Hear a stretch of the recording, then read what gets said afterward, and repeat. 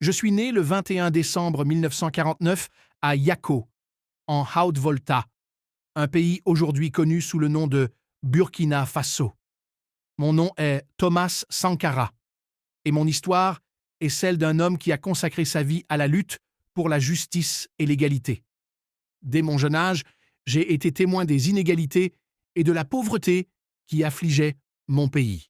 Il était une fois, dans un pays appelé le Burkina Faso, situé en Afrique de l'Ouest, un homme du nom de Thomas Sankara. Il est né le 21 décembre 1949 à Yako, un petit village au nord du pays. Dès son jeune âge, Thomas Sankara avait une soif de justice et de liberté, et il croyait profondément en la capacité de son peuple à se libérer de l'oppression. Thomas Sankara a grandi dans un Burkina Faso qui était alors sous le joug de la colonisation française. Mais il a refusé de se soumettre à l'injustice et a commencé à militer pour l'indépendance de son pays. Il s'est engagé dans l'armée et a rapidement gravi les échelons, devenant un officier respecté.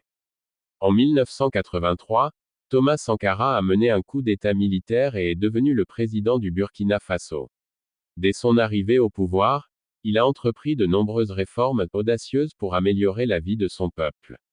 Il a renommé le pays, qui était auparavant appelé la Haute-Volta, en Burkina Faso, ce qui signifie le pays des hommes intègres. Thomas Sankara était un fervent défenseur de l'égalité des sexes. Il a encouragé les femmes à s'émanciper et à participer activement à la vie politique et économique du pays. Il a mis en place des programmes pour lutter contre l'analphabétisme et la malnutrition, et il a lancé une vaste campagne de reboisement pour lutter contre la désertification. Il croyait en l'autosuffisance économique de son pays et a encouragé les Burkinabés à produire leur propre nourriture et à consommer des produits locaux. Il a nationalisé les terres et les ressources naturelles, et a cherché à réduire la dépendance de son pays à l'égard de l'aide étrangère. Il a également lancé une campagne contre la corruption et a réduit les dépenses somptuaires du gouvernement. Thomas Sankara était un visionnaire. Il voulait que l'Afrique se libère du néocolonialisme et de l'exploitation étrangère. Il a appelé à la solidarité entre les pays africains et a plaidé en faveur de l'unité du continent. Il a été un ardent défenseur de la culture africaine et a encouragé les Burkinabés à être fiers de leur identité.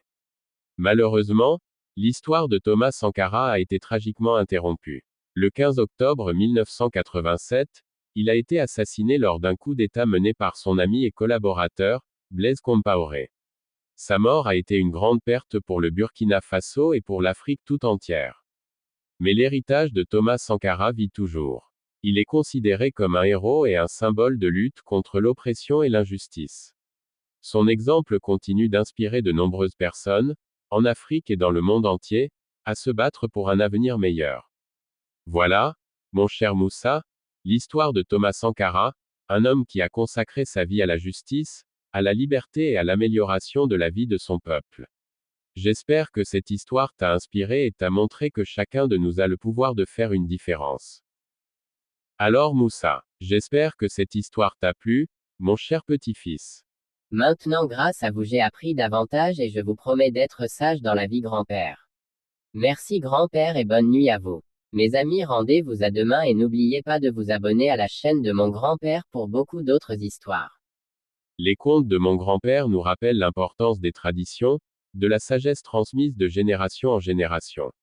Ils nous invitent à explorer l'imaginaire, à rêver et à croire en la magie qui réside en chacun de nous.